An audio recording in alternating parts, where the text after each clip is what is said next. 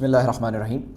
Hello everyone, this is Syed Malik, and in this video we are going to begin the concept of final account.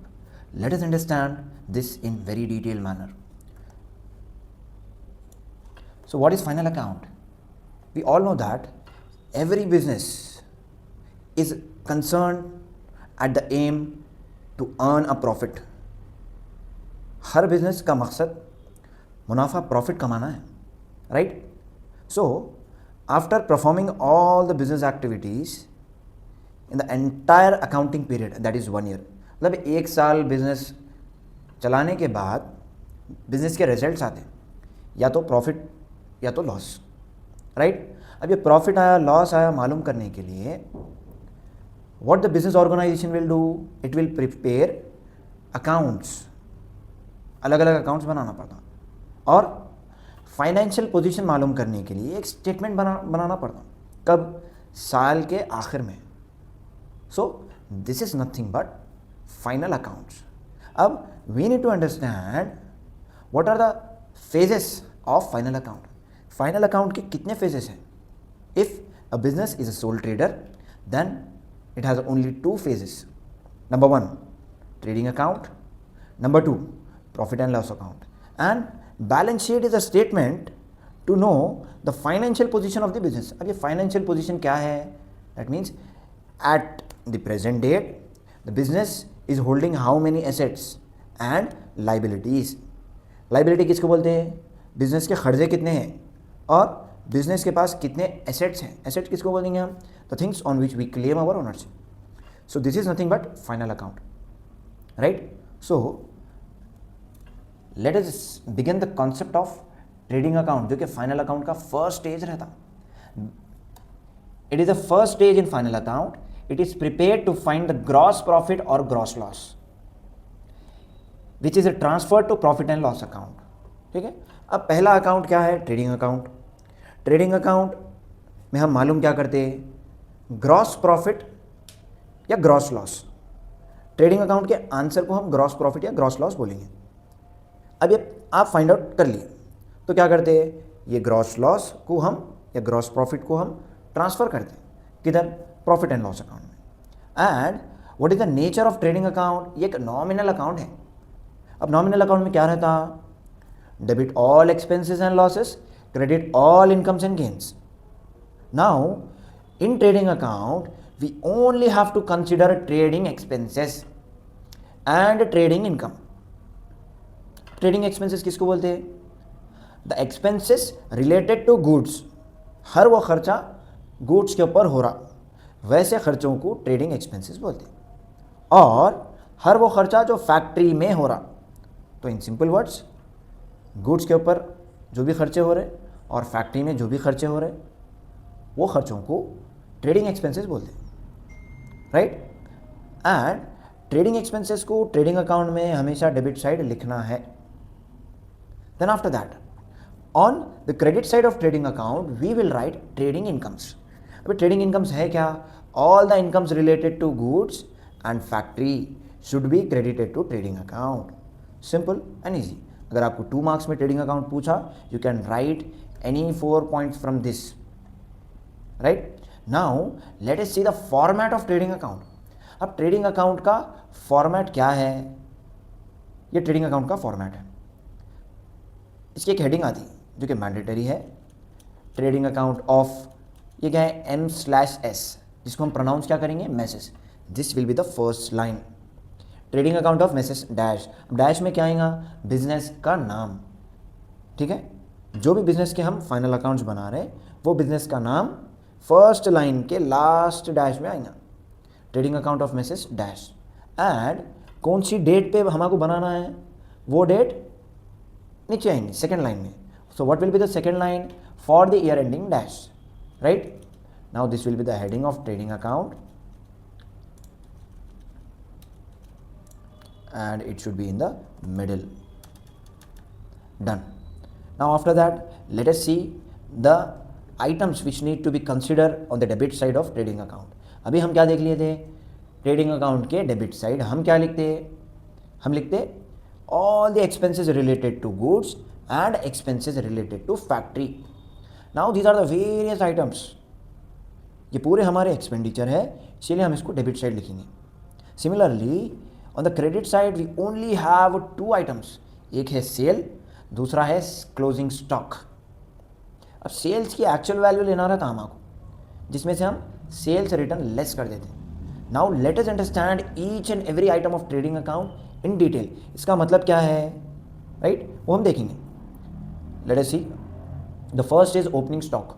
Opening stock किसको बोलते हैं? Value of goods left unsold from the last year. Last year के थोड़े goods ऐसे थे जो बिके नहीं।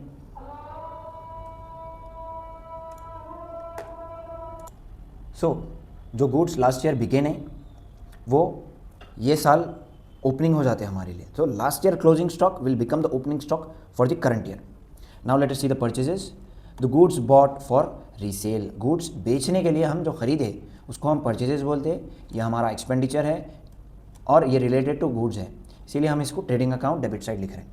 इसमें से परचेज रिटर्न जो हम कर देते सप्लायर को वो माइनस करके नेट परचेजेस बताना है आप लोग। Then after that the third item is wages. Wages किसको बोलेंगे? The direct labour cost paid to workers who make the goods. Goods बनाने के लिए जो आप खर्चा, ठीक है, गुड्स बनाने के लिए जो मजदूरी आप दे रहे हैं लेबर्स को, दोज आर वेजेस। गुड्स के ऊपर खर्चा हुआ, trading account debit side. Now let us see carriage inward किसको बोलते हैं? Carriage inward goods transportation cost to bring goods to the business. In simple words let us assume that आप जो है सो 100 बैग्स ऑफ राइस खरीदे और वो bags रखे हुए हैं गोडाउन के सामने। What you will do? You will hire labours to carry those goods and unload into the godown. क्या करते हैं? गुड्स उठा के गोडाउन में रख देते हैं। They are what? They are carrying the goods. तो ऐसे खर्चे को हम बोलेंगे कैरेज। और ये इनवर्ड हो रहा। ऑलवेज रिमेंबर, इनवर्ड मतलब गुड्स जब बिजनेस में आएंगे तो ट्रेडिंग अकाउंट में कंसिडर करते वो भी debit side, this is your expenditure. अब कैरेज इनवर्ड की बजाय आउटवर्ड आपको कौन सी भी डायरेक्ट एक्सपेंसेस के साथ दिखा, carriage outward, freight outward, cartage outward, तो this should be consider in profit and loss account. Now let us see what is freight. Shipping cost paid to receive goods. Freight is a cost of vehicle, ये transportation cost है। Goods receive करते हो जो company आपको goods पहुंचा रही, ठीक है, जो एजेंसी जो आपको गुड्स पहुंचा रही है उन लोगों को पे कर रहे हैं। So these expenditure are termed as freight. और ये गुड्स आते वक्त हो रहा, so it is termed as inward. Question में सिर्फ कैरेज आया या फ्रेट आया या फिर कैरेज इनवर्ड आया या फिर कैरेज ऑन परचेजेस आया, so this three are nothing but same. So we need to consider this expenses on the debit side of trading account. Now cartage, local transportation cost for bringing goods. अब मैं इसका best example मैं आपको देता हूँ, ठीक है। अगर आप goods big vehicle, heavy vehicle से डिलीवर कर रहे हैं तो जो हैवी व्हीकल जैसा कि ट्रक्स हो गया, लॉरीज हो गए, उन लोगों को जो पे कर रहे हैं दैट इज़ फ्रेट, राइट। अब हैवी व्हीकल्स को सिटी के अंदर फिरने की परमिट नहीं रहती, उन लोगों का एक पर्टिकुलर स्टॉप रहता वो व्हीकल का। सो उधर से वो गुड्स अनलोड होते एक छोटी व्हीकल में, जैसा कि टेम्पो हो गई या फिर छोटा हाथी हो गया, राइट। सो ये जो स्मॉल व्हीकल के लिए जो लोकल व्हीकल है उसको जो आप पे कर रहे हैं गुड्स लेके आने के लिए गोडाउन तक, that is cartage. And cartage से खुद ब खुद तो गुड्स नहीं जाते गोडाउन में, वी विल हायर वर्कर। वो वर्कर्स क्या करते हैं? गुड्स उठा के अनलोड कर देते अब टिल गोडाउन। तो this is nothing but carriage. Now let us see clearing charges. Fee paid to clear agents to release goods from custom. अब let us have an example. आप गुड्स इंपोर्ट कराए, उस सी port के ज़रिए हैदराबाद के nearest सी port पे आ गया, that is Visakhapatnam sea port, ठीक है। अब गुड्स आते हैं, आपका इन्फॉर्मेशन आ जाती, you are in Hyderabad right now. तो वो गुड्स को बड़े बड़े वेयर हाउसेस में रख देते, ठीक है। Customs official will deposit your goods in the big warehouses. उधर से वो गुड्स को रिलीज कराना पड़ता, क्लियर कराना पड़ता।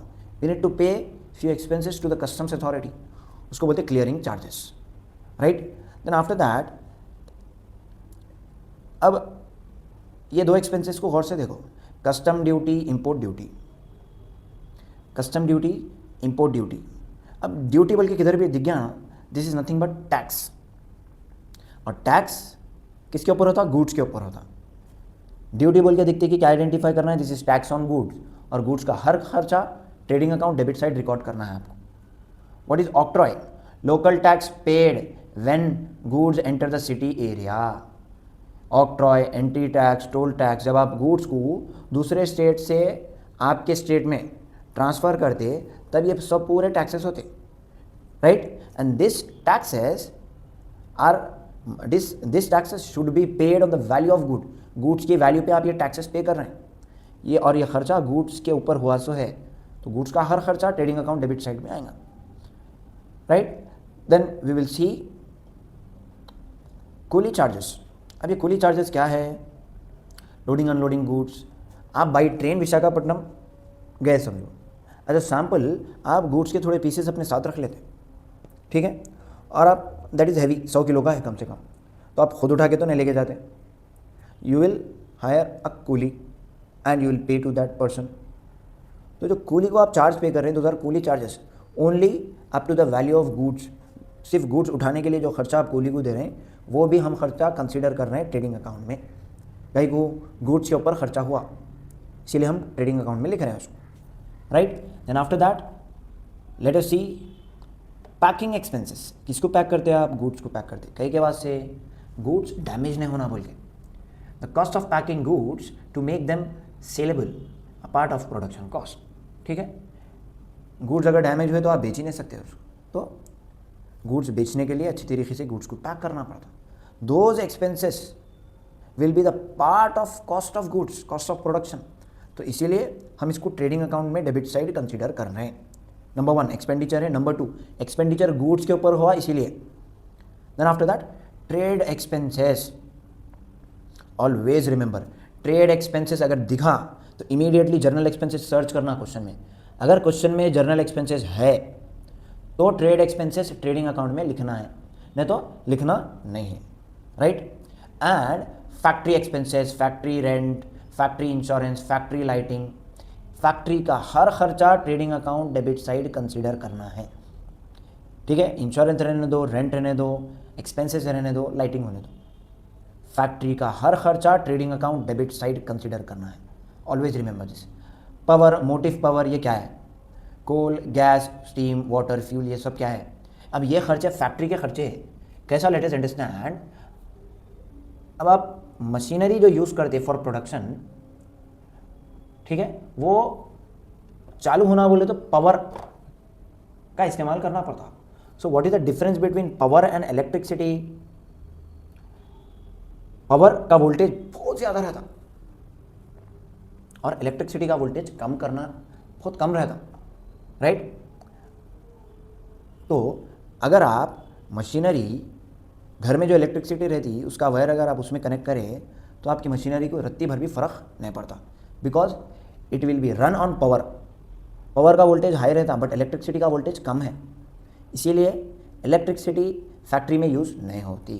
फिर क्या यूज़ होता? Power to run the machinery. इसीलिए पावर रहने दो, मोटिव पावर रहने दो। हम इसको trading account debit side consider करते because this expenditure belong to factory. Coal, gas, water, steam, ये सब चीज़ें क्या है? जब गुड्स बन के रेडी होते हैं ना फैक्ट्री में, तो देयर आर सर्टेन गुड्स जिसको इमीडिएटली ठंडा कर देना पड़ता, कूल करना पड़ता लोगों को। प्रोडक्शन हुआ जब गर्म रहते बहुत, और वैसे गुड्स को इमीडिएटली ठंडा करना पड़ता, जैसा कि स्टील हो गया, right. There are various product. So these all coal, gas, water, ये एनर्जी सोर्स यूज़ हो रहे हैं, एनर्जी के सोर्स की तरह पे यूज़ हो रहे हैं। किधर? प्रोडक्शन प्लेस पे। प्रोडक्शन किधर होता? फैक्ट्री में प्रोडक्शन होता, right. So these all expenditure belong to factory, ठीक है। तो फैक्ट्री का हर खर्चा ट्रेडिंग अकाउंट डेबिट साइड लिखना है आपको। सिमिलरली मैन्युफैक्चरिंग एक्सपेंसेस, क्या मैन्युफैक्चर कर रहे हैं आप? गुड्स। गुड्स के ऊपर जो भी खर्चा हो रहा है वो ट्रेडिंग अकाउंट में आता। Production expenses trading account. Rectification work expenses, cost of correcting defective goods. अब थोड़े गुड्स खराब बन के आते हैं, अब आप उन लोगों को फेंकने से अच्छा क्या करते? उसको फिर से बनाते, राइट। तो रेक्टिफाई कर रहे हैं, गलती किधर है और फिर बना रहे हैं, तो फिर से खर्चा करना पड़ता। जो गुड्स बन के रेडी हो गया और ख़राब है उसको आप फिर से बना रहे हैं, गलती रेक्टिफाई करके फिर आप उसको बनाना। तो जो फिर से जो खर्चा हो रहा ना, वो खर्चा रेक्टिफिकेशन पे आता। So this rectification work expenses belong to goods. Goods का हर खर्चा ट्रेडिंग अकाउंट डेबिट साइड लिखना है। Work manager salary, factory office salary, foreman salary, ये क्या है? ये सैलरी ऑफ वर्कर्स। मैनेजर की सैलरी, फैक्ट्री में जो मैनेजर है उसको देना पड़ता। फैक्ट्री ऑफिस, फैक्ट्री में एक पर्टिकुलर ऑफिस रहती जिधर पूरा डाटा स्टोर होता। लोगों को एम्प्लॉय मतलब वो डाटा को हैंडल करने के लिए यूनिट वर्कर्स, एम्प्लॉयज़ को आप सैलरी पे कर रहे हैं, foreman, right. This all are nothing but workers of the factory, लोगों को पे करना पड़ता, राइट। अब ऑलवेज रिमेंबर, अगर आपकी एक फैक्ट्री है तो क्या होता, गवर्नमेंट अपना एक छोटा सा डिपार्टमेंट आपकी फैक्ट्री के गेट के बाजू लगा देते, ठीक हो, to collect the taxes. Goods वो गेट के बाहर निकलना बोले तो टैक्स पे करना पड़ता। कौन सा टैक्स? आप गुड्स बना रहे हैं बोल के, सो वो टैक्स को क्या बोलते हैं हम? Excise duty. Tax paid on manufacture of goods.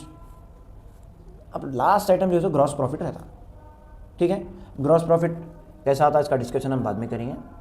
Now let us see the first item of sales, first item of credit side of trading account. Credit side, trading account के क्रेडिट साइड दो ही item आते हैं। Number 1 is sales, जिसमें से sales return हमको हमेशा minus करना रहता, रिटर्न इनवर्ड भी बोलते हैं इसको, राइट। तो नेट सेल्स कैसे को कंसीडर करना है? नेट सेल कैसा आता? Sales minus sales return. Now the last item is closing stock, the value of goods remaining unsold at the end of the year, ठीक है। क्लोजिंग स्टॉक है, closing stock trading account credit side appear होता। Now we have done with the complete item of trading account. In the next video we are going to deal with what is profit and loss account and what are its various items. So till then, be connected with Ranks, the Institute of Commerce. Thank you.